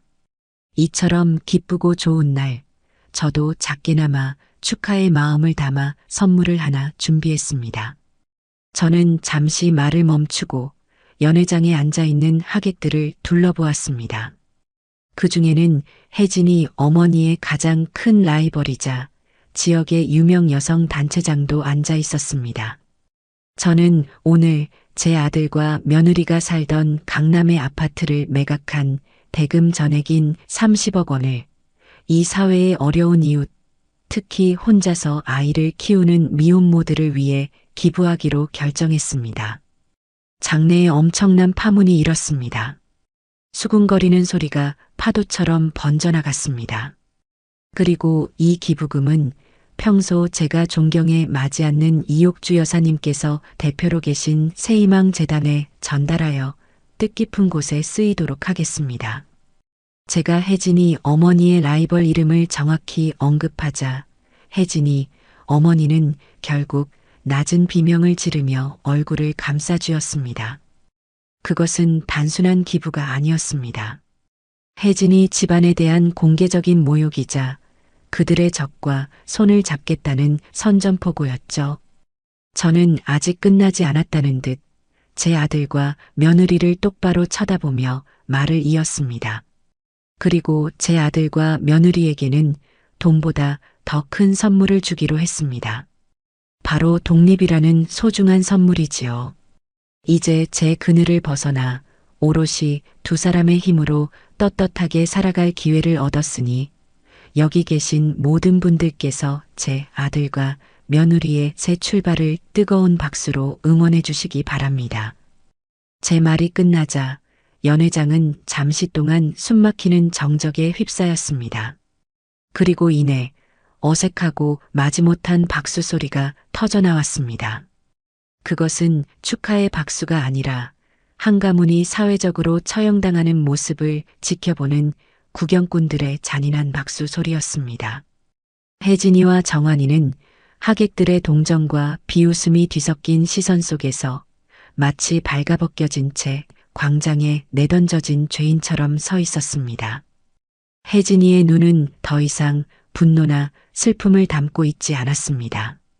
그녀는 저를 바라보고 있었습니다. 그 눈에 담긴 것은 자신을 파멸시킨 존재에 대한 원초적인 그리고 압도적인 공포였습니다. 저는 그 서늘한 공포를 온몸으로 느끼며 우아하게 단상에서 내려왔습니다. 그리고 그 아수라장이 된 연회장을 미련 없이 빠져나왔습니다. 호텔 문을 나서는 순간 가을의 차가운 밤 공기가 제 뺨을 스쳤습니다. 제 길고 길었던 복수의 산막이 그렇게 막을 내리고 있었습니다. 혜진이 아버지의 칠순 잔치에서 제가 벌인 공개적인 처형은 그들 가문이 쌓아 올린 위신과 체면이라는 성벽을 단숨에 무너뜨린 공성추와도 같았습니다. 그날 이후 아들 내외는 사회적으로 완벽하게 고립되었습니다. 그들이 속해 있던 세계에서 그들은 더 이상 존재하지 않는 유령이 되었죠. 친구들은 그들의 전화를 받지 않았고 친척들은 그들을 없는 사람 취급했습니다. 정환이는 파산자의 신분으로 혜진이는 몰락한 허영의 상징으로 낙인 찍혔습니다. 그들이 버티는 데는 그리 오랜 시간이 걸리지 않았습니다. 강남의 아파트에서 쫓겨난 그들은 보증금도 없어 서울 외곽에 햇빛도 제대로 들지 않는 반지하 월세방으로 거처를 옮겼습니다. 한때 명품으로 가득 찼던 그들의 옷장은 텅 비었고 그 자리는 당장 내야 할 공과금 고지서와 독촉장들이 채워나갔습니다. 매일 밤 그 좁고 눅눅한 방에서는 서로를 탓하는 날선 목소리만이 오갔을 겁니다. 남편의 무능력을 탓하는 혜진이의 비명과 아내의 사치와 허영을 저주하는 정환이의 고함이 뒤섞여 그들의 낭은 자존심마저 갉아먹었겠죠. 모든 희망이 사라지고 당장 다음 달 월세를 낼 돈도 쌀을 살 돈도 바닥났을 때 그들은 비로소 마지막 선택지를 떠올렸을 겁니다. 바로 저였습니다. 그들의 오만함으로는 결코 하고 싶지 않았을 마지막 선택, 바로 제 앞에 와서 무릎을 꿇고 용서를 구하는 것이었죠. 아마도 그 제안을 먼저 한 것은 혜진이었을 겁니다. 생존의 공포 앞에서 그녀의 마지막 남은 자존심은 아무런 힘이 없었을 테니까요. 그들이 제 집 현관문 앞에 다시 나타난 것은 칠순 잔치가 있은 지 한 달쯤 지난 어느 쌀쌀한 늦가을 오후였습니다. 저는 거실 창가에 앉아 국화차를 마시며 책을 읽고 있었습니다. 초인종 소리에 인터폰을 확인하니 화면 속에는 차마 눈 뜨고 보기 힘들 정도로 초췌하고 망가진 두 사람의 모습이 비치고 있었습니다. 그들은 예고도 없이 찾아왔지만 저는 그들이 올 것을 이미 알고 있었습니다. 그들의 손에는 동네 과일 가게에서 샀을 법한 볼품없는 사과 상자가 하나 들려 있었습니다. 저는 아무 말 없이 문을 열어주었습니다. 그들은 제 집 안으로 들어서자마자 마치 약속이라도 한 듯 현관 입구에서 그대로 무릎을 꿇었습니다. 그리고 혜진이가 먼저 미리 수백 번은 연습했을 법한 애절한 목소리로 울며 말하기 시작했습니다. 어머니, 저희가 죽을 죄를 지었습니다. 저희가 어리석어서 철이 없어서 어머니의 하늘같이 깊은 마음을 조금도 헤아리지 못했습니다. 어머니께서 저희에게 베풀어 주신 은혜를 원수로 갚았습니다. 제발 저희를 용서해 주세요. 이 못난 며느리를 한 번만 용서해 주세요, 어머니. 혜진이는 바닥에 이마를 찧어가며 통곡했습니다.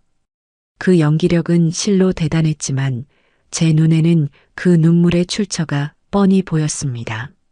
이어서 정한이도 입을 열었습니다.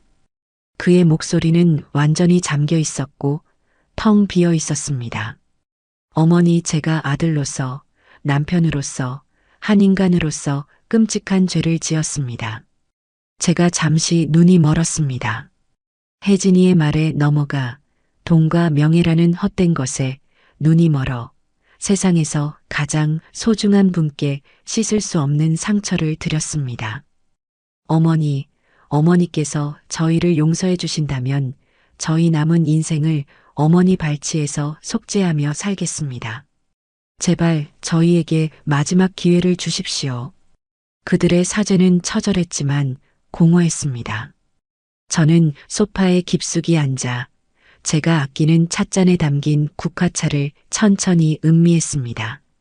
그들이 바닥에 엎드려 울부짖는 동안 저는 단 한마디도 하지 않았습니다. 제 침묵은 그들을 더욱 불안하고 절망적으로 만들었습니다. 그들의 눈물은 점점 더 과장되었고 그들의 사죄는 점점 더 절박해졌습니다. 저는 그들의 자기기만이 바닥을 드러낼 때까지, 그들의 연극이 막을 내릴 때까지 그저 조용히 기다렸습니다. 마침내 그들의 울음소리가 잦아들고 어깨를 들썩이며 제 처분만을 기다리고 있을 때 저는 찻잔을 내려놓았습니다. 쨍하는 작은 소리가 그들의 심장을 꿰뚫는 소리처럼 거실에 울려 퍼졌습니다. 저는 그들을 내려다보며 아주 조용하고 차분한 목소리로 입을 열었습니다. 제 목소리에는 분노도 연민도 담겨 있지 않았습니다. 오직 얼음장 같은 사실만이 담겨 있었죠. 너희의 그 눈물은 너희가 저지른 잘못에 대한 반성에서 나온 것이 아니구나. 제 말에 두 사람이 동시에 고개를 들었습니다. 그것은 너희가 당연하게 누리던 모든 것을 잃어버린 것에 대한 분함과 이 어미 앞에 와서 다시 한번 무릎을 꿇으면 무언가를 얻어낼 수 있을까 하는 마지막 기대감에서 나온 것일 뿐. 너희는 여전히 변하지 않았다. 너희는 너희의 잘못이 무엇인지조차 아직도 모르고 있어. 저는 자리에서 일어나 그들이 무릎 꿇고 있는 곳으로 천천히 걸어갔습니다. 그리고 그들의 눈을 한 명씩 똑바로 마주보며 말했습니다. 마치 죄인의 죄목을 하나하나 읊는 검사처럼. 너는 혜진아. 내가 평생을 고이 간직해온 내 남편의 마지막 유품인 그 옷을 보고 사람들 앞에서 촌스럽고 창피하다고 비웃었지. 너는 내 허영심을 위해 내 인생의 가장 소중한 추억을 짓밟았다. 너는 정하나. 내 어미를 짐승들이나 타는 화물칸처럼 비행기 맨 뒷좌석에 처박아 두고 너희는 다리를 쭉 뻗고 편안하게 갔더구나. 너는 내 안락함을 위해 너를 낳아준 어미의 존엄을 버렸다. 저는 잠시 말을 멈추고 그들의 창백한 얼굴을 살펴보았습니다. 그들은 이미 공포에 질려 있었습니다. 너희는 내게 최고급 호텔의 스위트룸을 구경시켜준 뒤 창문도 없는 퀴퀴한 골방으로 나를 밀어 넣었지. 너희는 내가 평생 먹어본 적도 없는 비싼 음식을 시켜놓고 내 촌스러운 입맛을 타박하며 억지로 웃으라 강요했지. 너희는 수백 장의 사진을 찍는 동안 나를 너희의 행복을 기록하는 기계로만 이용했을 뿐, 단 한 번도 어머니도 같이 찍어요라는 말을 하지 않았지. 제 목소리는 점점 더 차가워졌습니다. 그리고 마침내 제 심장에 응어리진 그날의 기억을 꺼내놓았습니다.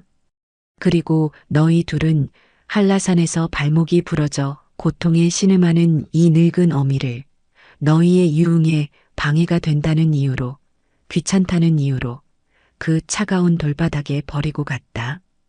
기억하느냐? 내가, 내 아들 정환이가 내 손에 쥐어준 그 돈 몇 푼을. 그것이 너희가 내 평생의 헌신에 대해 매긴 값이더구나. 그 순간 나는 너희에 대한 모든 기대를 버렸다.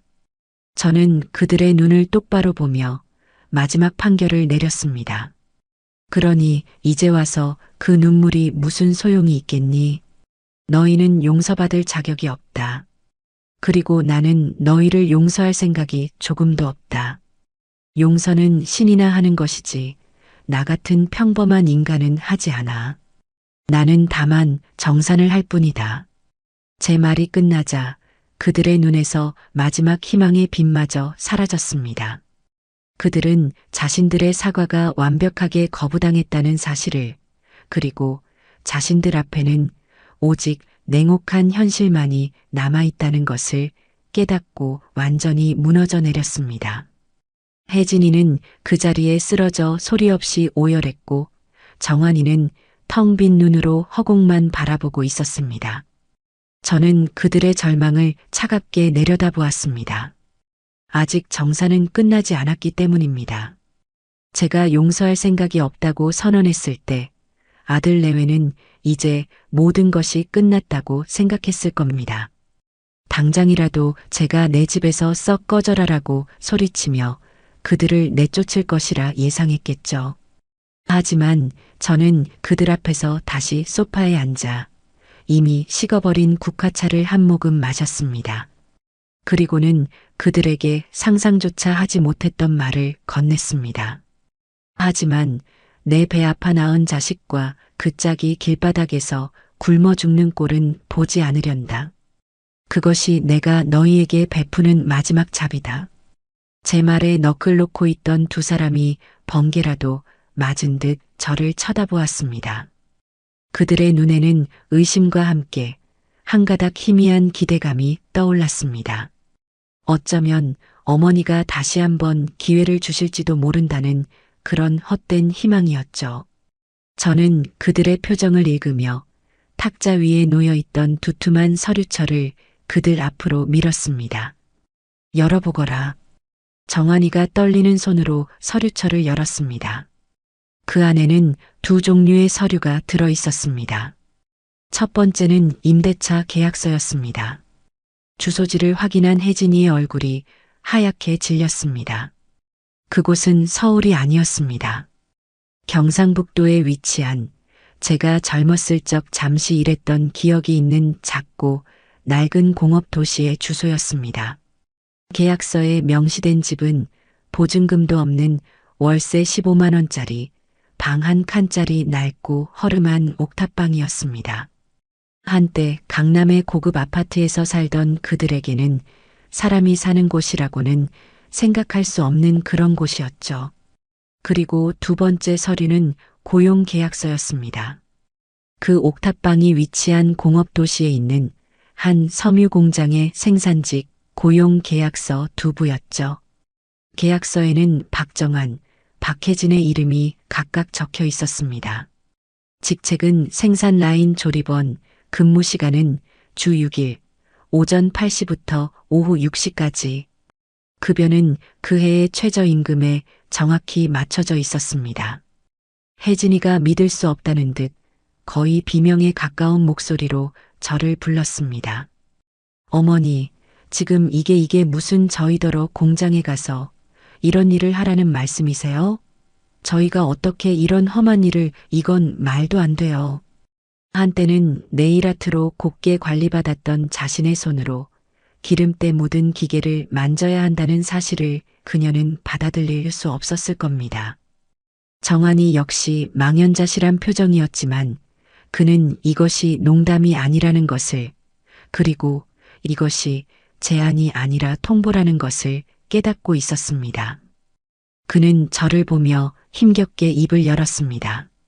어머니 꼭 이렇게까지 하셔야만 합니까? 저는 그런 그들을 바라보며 아주 차분하고 논리적인 목소리로 설명하기 시작했습니다. 나는 평생을 땀 흘려 일했다. 너희가 촌스럽다고 비웃던 내 손은 시장 좌판에서 흙을 만지고 식당 주방에서 찬물에 그릇을 닦으며 너희를 키워냈다. 내가 흘린 그 정직한 땀으로 너희를 가르치고 입히고 너희가 지금껏 누려온 모든 것을 만들어냈다. 하지만 너희는 그 땀의 가치를 모른다.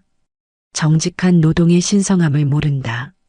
돈이 하늘에서 떨어지는 줄 알고 다른 사람의 희생을 당연한 권리로만 여겼지.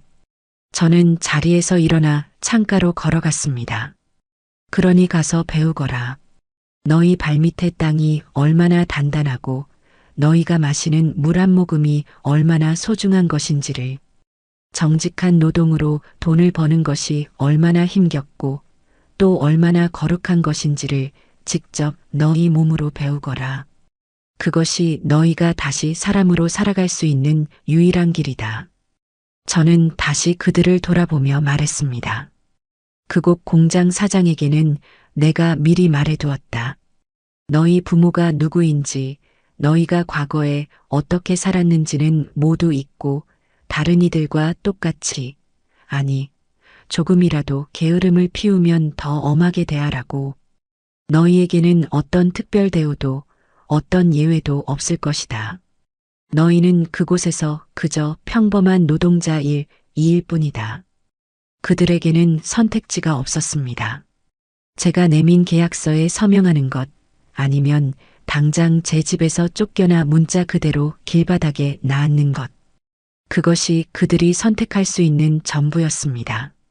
한참의 침묵 끝에 정한이가 먼저 떨리는 손으로 펜을 들어 자신의 이름 옆에 서명을 했습니다. 그 모습을 본 혜진이도 결국 모든 것을 포기한 사람처럼 울음을 터뜨리며 계약서에 간신히 자신의 이름을 적었습니다. 그것은 완전한 항복이었습니다. 그들의 자존심과 오만함이 낡은 고용계약서 위에서 공식적으로 사망 선고를 받은 순간이었죠. 저는 그들에게 일주일의 시간을 주었습니다.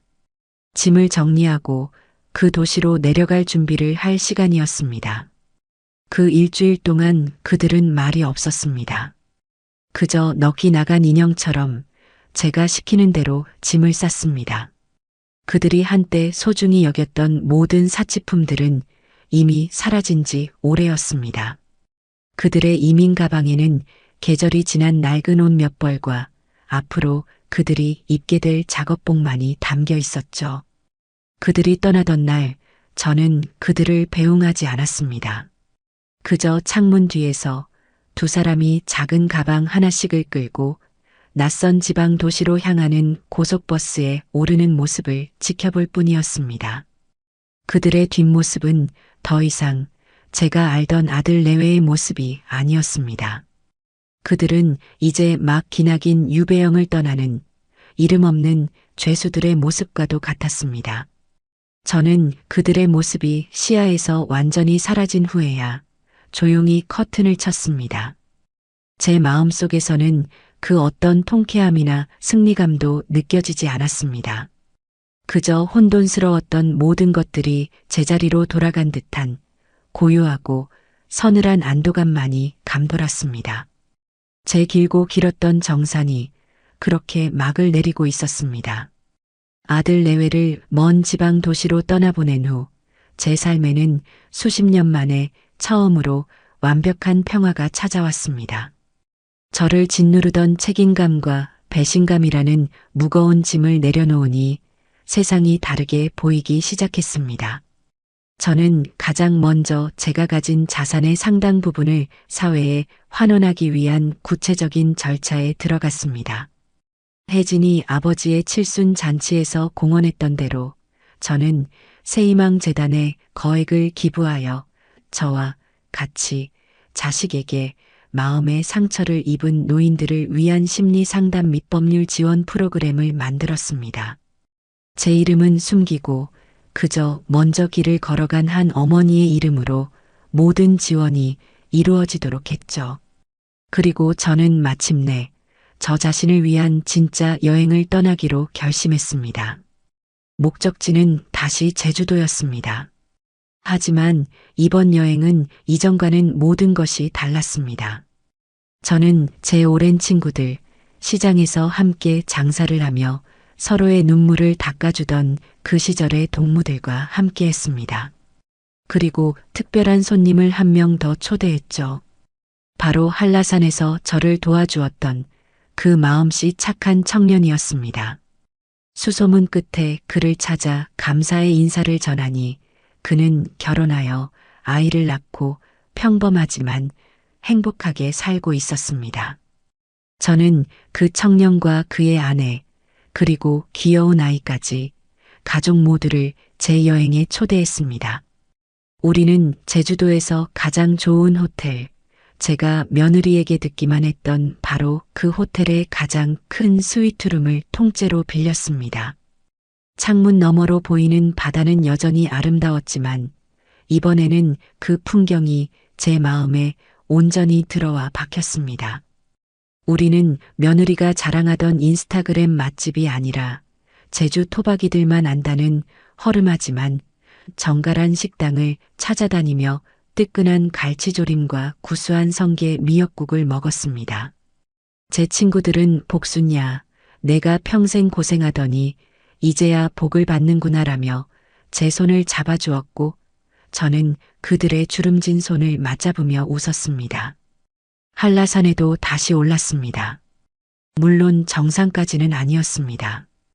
우리는 케이블카를 타고 쉽게 오를 수 있는 곳까지 올라가 제주의 상쾌한 공기를 마음껏 마셨습니다. 저는 그곳에서 저를 버리고 떠났던 아들 내외의 뒷모습 대신 제 친구들의 환한 웃음과 제 손을 꼭 잡고 할머니, 여기 정말 좋아요. 라며 제잘거리는 어린아이의 천진난만한 얼굴을 보았습니다.